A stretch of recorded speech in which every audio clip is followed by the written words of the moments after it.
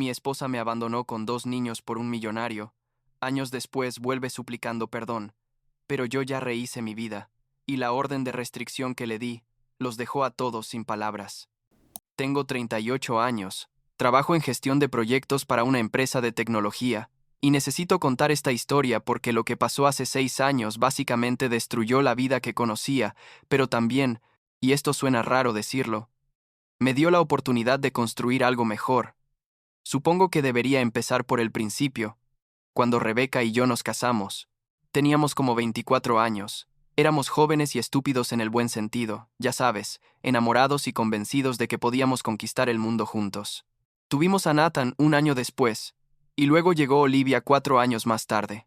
Durante mucho tiempo las cosas fueron normales, o sea, teníamos los problemas típicos de cualquier pareja con hijos pequeños, dinero apretado, noches sin dormir, discusiones sobre quién le tocaba cambiar pañales, pero nada que me hiciera pensar que todo iba a explotar de la manera en que lo hizo.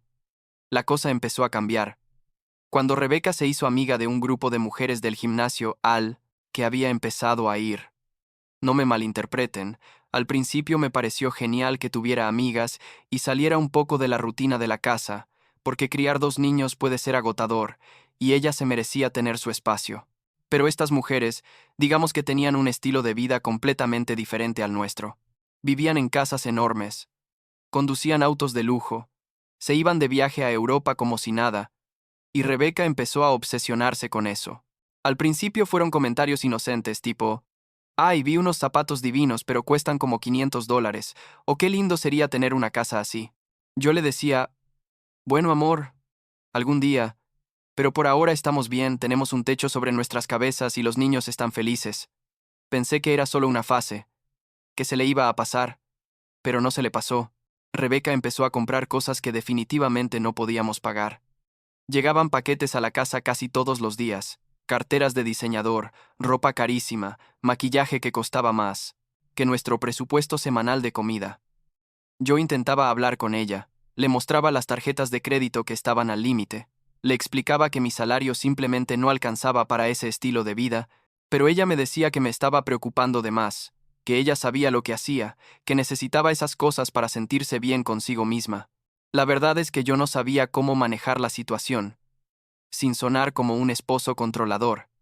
Ya sabes, porque también entendía que ella había dejado su carrera para quedarse en casa con los niños y tal vez se sentía frustrada o algo así. Así que seguí trabajando más horas. Acepté un trabajo extra los fines de semana. Básicamente me maté trabajando para mantener a flote nuestras finanzas mientras ella seguía gastando. Las discusiones se volvieron más frecuentes. Rebeca decía que yo no la entendía, que sus amigas tenían esposos que sí las apoyaban, que ella se merecía algo mejor que una vida mediocre. Esas palabras me dolieron. No voy a mentir, porque yo estaba dando literalmente todo lo que tenía para darle una buena vida a mi familia. Nathan tenía como 12 años en ese momento, y Olivia 8, y ellos empezaron a notar que mamá y papá peleaban mucho. Yo trataba de mantener las cosas normales cuando estaba con ellos.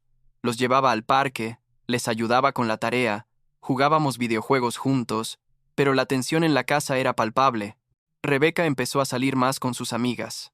Llegaba tarde, a veces ni siquiera llegaba a dormir, y decía que se había quedado en casa de alguna de ellas porque habían tomado vino y no quería manejar.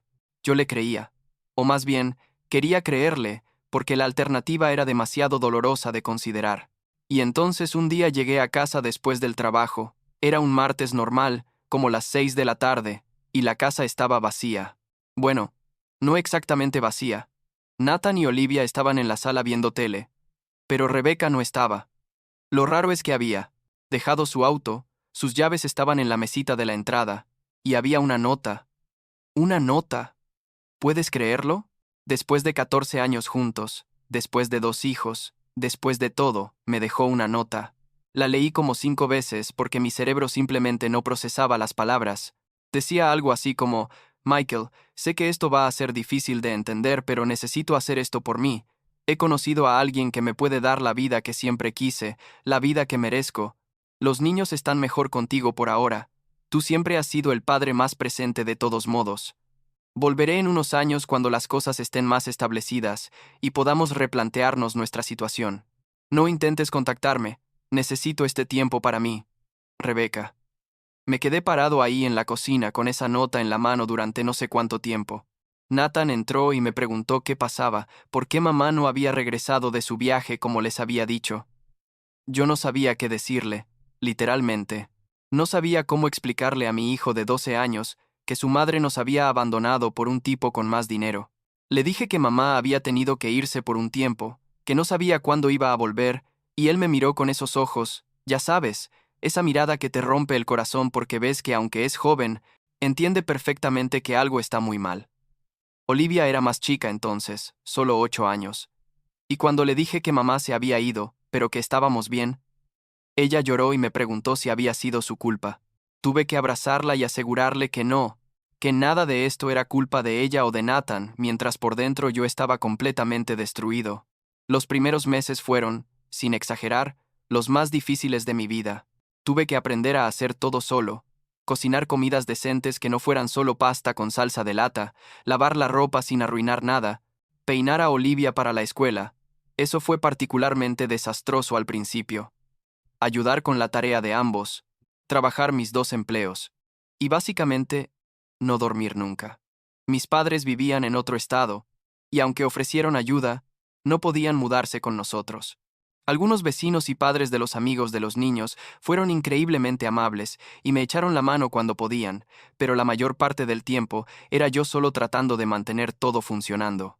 Las cuentas empezaron a llegar, montones de deudas que Rebeca había acumulado y que yo ni siquiera sabía que existían, tarjetas de crédito que había sacado a escondidas, préstamos, facturas de tiendas departamentales. Estaba enterrado en deudas hasta el cuello. Pasaron como 3 meses sin saber nada de Rebeca. Ni una llamada, ni un mensaje, nada. Intenté contactarla al principio, obviamente, porque necesitaba respuestas, necesitaba saber cómo íbamos a manejar esto legal y financieramente, pero su teléfono estaba desconectado y nadie de sus amigas me daba información. Una de ellas, la única que fue medio decente, me dijo en voz baja cuando la encontré en el supermercado que Rebeca se había ido con un tipo que había conocido en el gimnasio, un empresario divorciado con mucho dinero que vivía en una ciudad a como 4 horas de distancia. Eso fue todo lo que pude averiguar.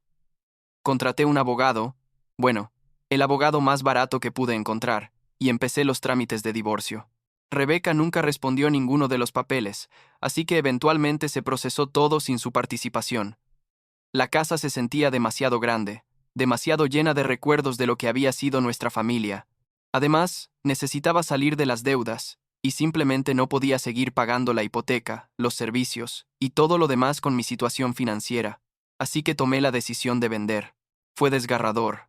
No voy a mentir, porque esa había sido la casa donde nacieron mis recuerdos con Nathan y Olivia, pero también sabía que necesitábamos un nuevo comienzo.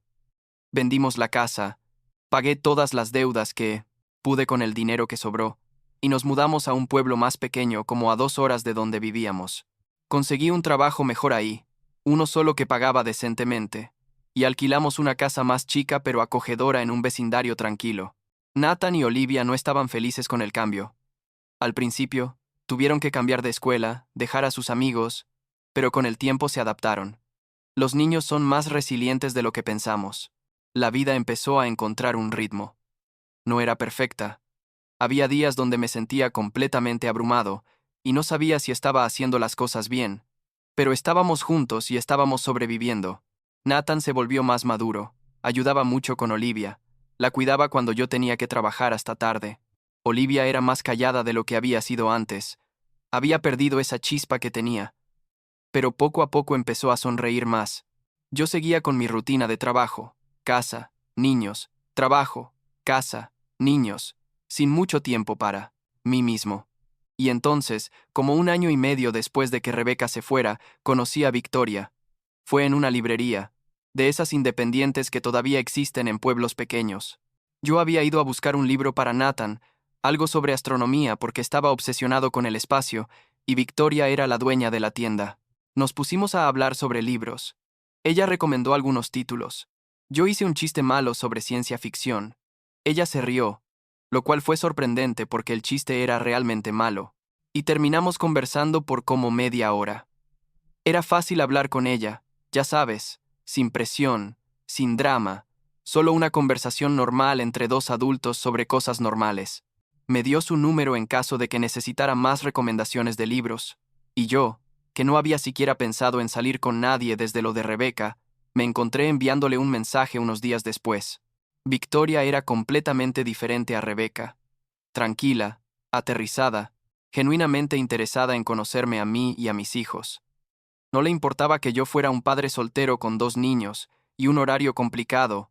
Empezamos a salir de forma casual, cafés, caminatas, algunas cenas cuando conseguía niñera. Le presenté a Natán y Olivia después de como 6 meses, porque no quería apresurar nada y confundirlos.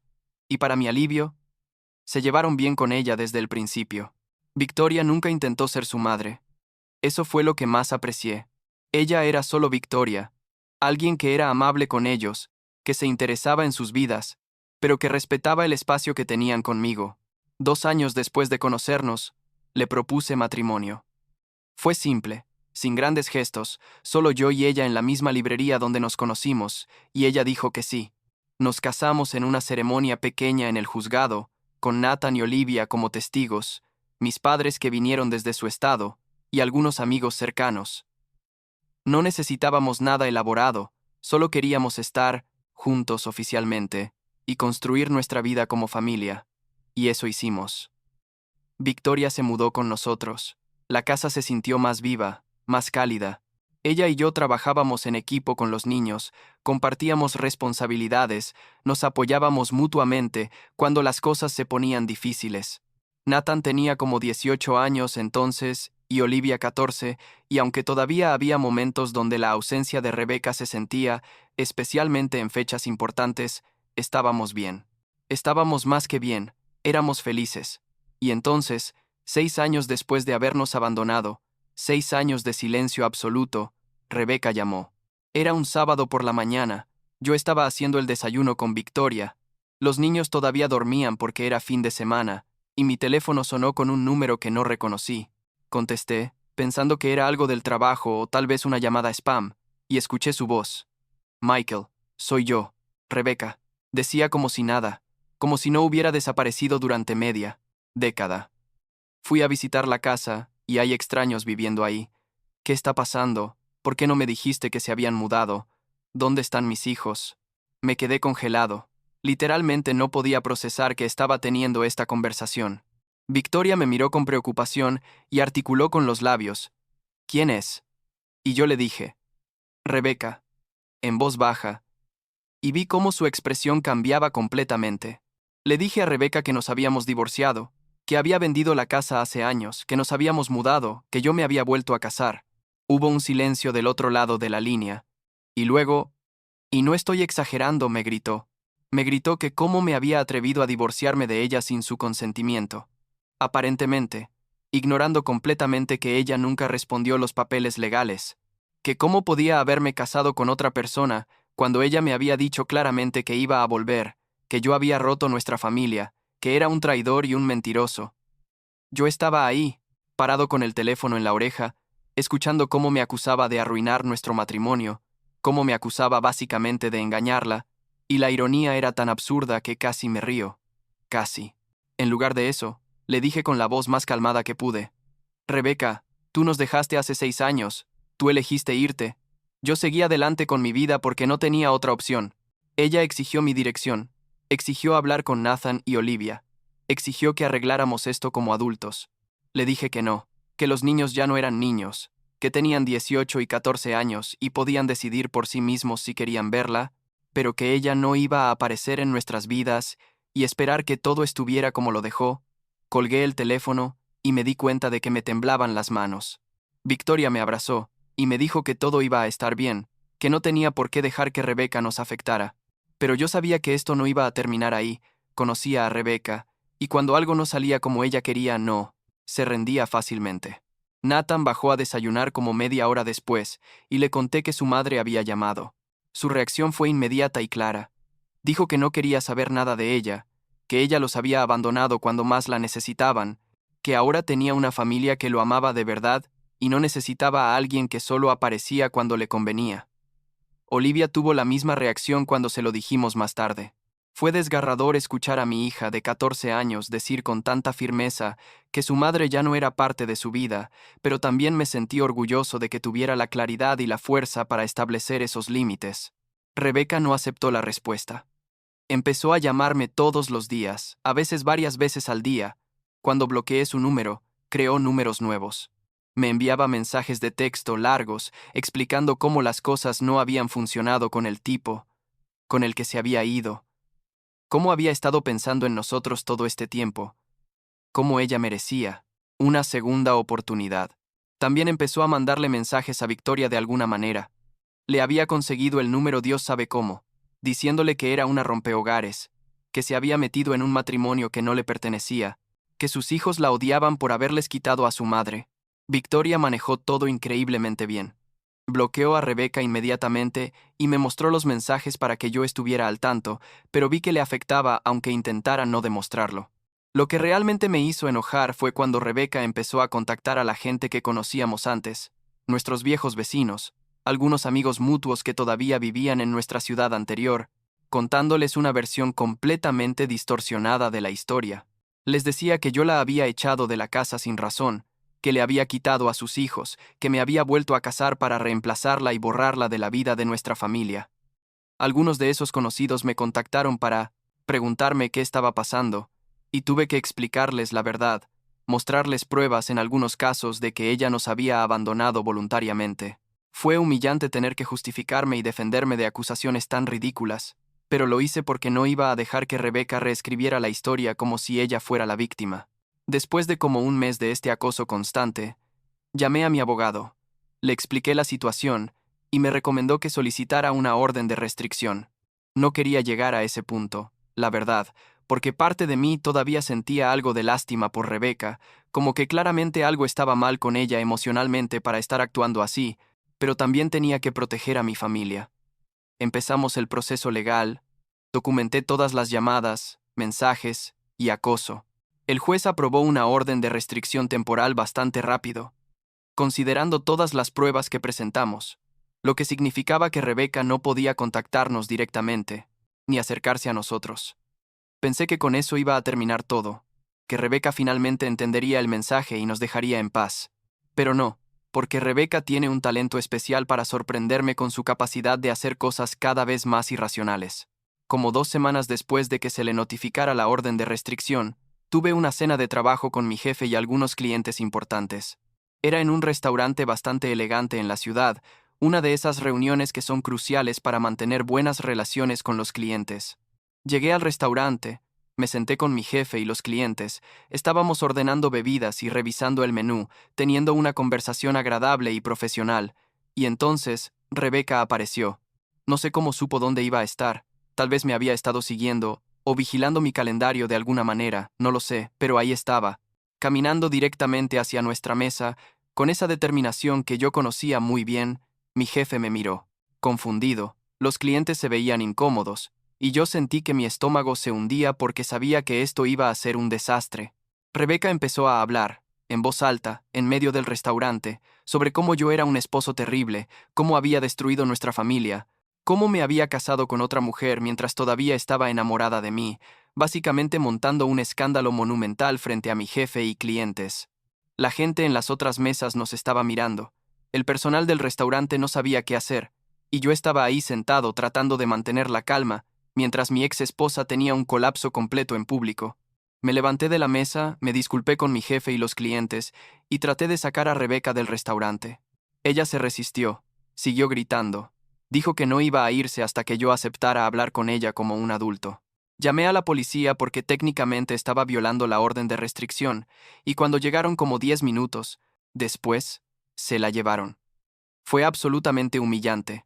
La peor experiencia profesional de mi vida sin duda. Volví a la mesa, intenté disculparme y explicar vagamente que era una situación personal complicada con mi ex, y aunque mi jefe fue comprensivo, vi la incomodidad en la cara de todos. Perdimos esos clientes eventualmente, y aunque mi jefe nunca lo dijo directamente, sé que ese incidente no ayudó en nada a mi reputación profesional. Rebeca pasó una noche en la cárcel por violar la orden de restricción, y después de eso, finalmente, Las llamadas y mensajes se detuvieron. No sé si fue porque se asustó con las consecuencias legales o porque finalmente entendió que no iba a lograr nada, pero dejó de contactarnos. Escuché por ahí, a través de una amiga mutua que todavía mantenía contacto con ella, que Rebeca se había mudado a otra ciudad y estaba intentando rehacer su vida de nuevo. Sus palabras, no las mías. No me importó mucho, honestamente, solo millones. Importaba que nos dejara en paz. Han pasado como 6 meses desde todo ese drama. Nathan empezó la universidad este semestre. Está estudiando ingeniería. Y verlo irse fue difícil, pero también increíblemente emocionante, porque sé que tiene un futuro brillante por delante. Olivia está en su segundo año de preparatoria, tiene buenas calificaciones, un grupo de amigas cercanas, y hasta empezó a tocar la guitarra. Victoria y yo seguimos construyendo nuestra vida juntos, trabajando, apoyándonos mutuamente, disfrutando los momentos simples, como ver películas en el sofá los viernes por la noche, o cocinar juntos los domingos. La orden de restricción sigue vigente, aunque Rebeca no ha intentado contactarnos desde aquel incidente en el restaurante. A veces me pregunto cómo habría sido todo si Rebeca nunca se hubiera ido, si hubiera estado satisfecha con la vida que teníamos, pero luego me doy cuenta de que probablemente hubiéramos sido miserables. Ella siempre queriendo más, yo trabajándome hasta el agotamiento, tratando de darle algo que nunca iba a ser suficiente. Lo que tengo ahora, con Victoria, con mis hijos, es algo que construimos desde cero después de que todo se derrumbara, y hay algo genuino y sólido en eso. No es perfecto. Todavía hay días difíciles. Todavía hay momentos donde Nathan o Olivia tienen recuerdos de su madre que los ponen tristes. Pero estamos bien. Estamos realmente bien. La semana pasada Olivia me preguntó si pensaba que su mamá alguna vez iba a cambiar, si algún día iba a entender el daño que causó. Le dije la verdad, que no lo sabía, que la gente a veces cambia y a veces no, pero que lo importante era que nosotros estábamos bien sin importar lo que Rebeca hiciera o dejara de hacer. Se quedó pensando un momento y luego me dijo, «Está bien, papá. Tengo a Victoria ahora de todos modos. Ella es más una mamá para mí de lo que Rebeca jamás fue». Me abrazó y se fue a su cuarto a hacer tarea, y yo me quedé ahí, con Victoria en la cocina. Los dos sin decir nada, pero entendiendo perfectamente que a pesar de todo el caos, del dolor, de los momentos imposibles, habíamos llegado a un lugar donde nuestra familia, esta familia que construimos pieza por pieza, estaba completa. Y eso es suficiente para mí.